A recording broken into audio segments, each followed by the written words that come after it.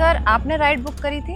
हाँ, मैंने राइड तो बुक करी थी, लेकिन राइड बुक करते वक्त तो मेल राइडर शो हो रहा था, लेकिन आप फीमेल कैसे? आपको जहाँ जाना है मैं वहाँ पर आपको ड्रॉप कर दूंगी। वो बस मैंने मेल की फ़ोटो लगा रखी है, पर राइड सारी मैं लेती हूँ। ऐसा क्यों? वो क्या है ना सर, जब मैं अपनी फ़ोटो लगाती थी ना तो लोग फीमेल समझ के राइड कैंसिल कर देते थे, सिर्फ इसलिए। तो फिर ये काम करते क्यों? पैसे कमाने के लिए। घर में और कोई नहीं है काम करने के लिए? है ना सर, छोटे भाई बहन, पर कमाने वाली सिर्फ इकलौती मैं ही हूँ। और पेरेंट्स? सर मेरे पैदा होते ही मम्मी चल बसी थी, और 6 महीने पहले पापा भी हमें छोड़कर चले गए। सॉरी, मुझे पता नहीं था। कोई बात नहीं सर, आपको थोड़ी पता था। वैसे तुम्हारे भाई बहन तुमसे छोटे ही होंगे, शायद वो पढ़ाई कर रहे होंगे। जी। और तुम नहीं करती पढ़ाई? करती थी सर, पर छोड़ दी पढ़ाई। क्यों? सर एक ही समय पे एक ही काम हो पाता है, या तो पढ़ सकती हूँ या फिर काम कर सकती हूँ। तो फिर कहीं और जॉब कर लेती। जॉब करने के तो बहुत सारे ऑप्शंस हैं। करी थी ना सर, रैपिडो चलाने से पहले भी मैंने कई सारी जॉब करी थी। किसी सोसाइटी में एज अ सिक्योरिटी गार्ड की जॉब करी थी, लेकिन वहाँ का जो सुपरवाइजर था ना, उसकी निगाहें अच्छी नहीं थी, और वो मुझे बड़ी गंदी गंदी नज़रों से देखता था, इसलिए मैंने वहाँ से जॉब छोड़ दी।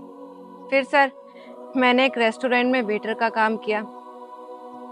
वहाँ पर भी सर वही चीज़, लड़की हो ना सर, हम कहीं भी चले जाए सेफ फील ही नहीं कर सकते।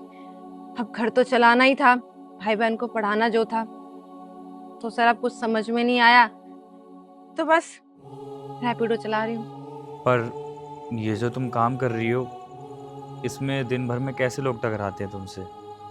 हाँ ठीक है सर, पूरे दिन में 2-3 राइड ऐसी आती हैं जो कुछ अजीब से लोग होते हैं, ज़्यादा टची होने की कोशिश करते हैं, छेड़छाड़ करने की कोशिश करते हैं। पर सर अगर हर जगह से भागती रहूंगी तो घर नहीं चला पाऊंगी ना। वैसे तुम्हारी सारी बातों को सुनकर एक बात तो माननी पड़ेगी, तुम हो बड़ी हिम्मत वाली। हिम्मत वाली? सर हिम्मत वाली तो हालातों ने बना दिया, पर जब मेरे पापा हुआ करते थे ना, तो मुझे कुछ भी करने की जरूरत नहीं होती थी। हाँ, बिल्कुल सही कहा तुमने। ये जो बुरा वक्त होता है ना, किसी को तो तुम्हारी तरह हिम्मत वाली बना देता है, और किसी को तोड़ देता है, मजबूरी बना देता है। सर ये भी चीज ना अपने हाथ में होती है। जिस इंसान को हिम्मत वाला बनना होता है ना, वो हिम्मत वाला बनता है, और जिस इंसान को कमजोर बनना होता है ना, वो कमजोर बनता है। ये बात भी है। जी चले सर। हाँ चलो।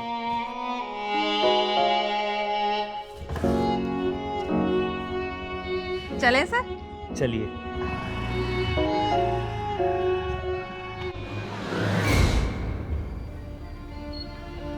लीजिए सर, आपकी लोकेशन आ गई। Thank you so much. आप अपना स्कैनर दे दो, मैं पे कर देता हूँ पैसे। सर आपके 200 रुपये हुए, आप इस पे कर दीजिए। जी, चेक करिए। जी सर हो गए। जी, thank you so much. Welcome. रुकिए मैडम, वैसे मुझे एक बात कहनी थी आपको। आप जैसे लोग इस दुनिया में बहुत कम हैं। अक्सर लोगों के पास अपने अपने कोई ना कोई बहाने हैं कि भाई मेरे पास इस चीज़ की कमी है, उस चीज़ की कमी है, लेकिन एक आप है, इतना सब कुछ होने के बावजूद भी, फादर साहब के जाने के बाद और दिन भर में ऐसी बदतमीजी होने के बावजूद भी, आपको सैल्यूट है कि आप अपने काम पे बरकरार हो।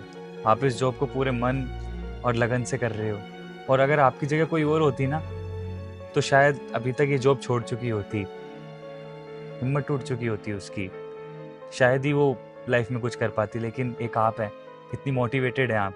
और मैं आपको कुछ बताना भी चाहूँगा कि मैं रियल इस्टेट फर्म का एक ऑनर भी हूँ, तो मुझे एक ऐसे एम्प्लॉय की तलाश थी जो लोगों की आंखों में आंखें डाल के उनसे कॉन्फिडेंस के साथ बात कर सके। और वो सारी कैपेबिलिटीज़, सारी रिक्वायरमेंट मुझे आपके अंदर दिखती है। तो देखिए, आपको जॉब की भी ज़रूरत है और मुझे एक अच्छे एम्प्लॉय की ज़रूरत है। तो अगर आपका मन करे तो आप ज़रूर आना, नंबर आपके पास आ ही चुका है पेमेंट के थ्रू। बस ये 2 गली छोड़ के ही मेरी फ़र्म है वहाँ पे। आपका वेट करूँगा मैं। जी ठीक है सर। जी, अपना ध्यान रखना। Thank you.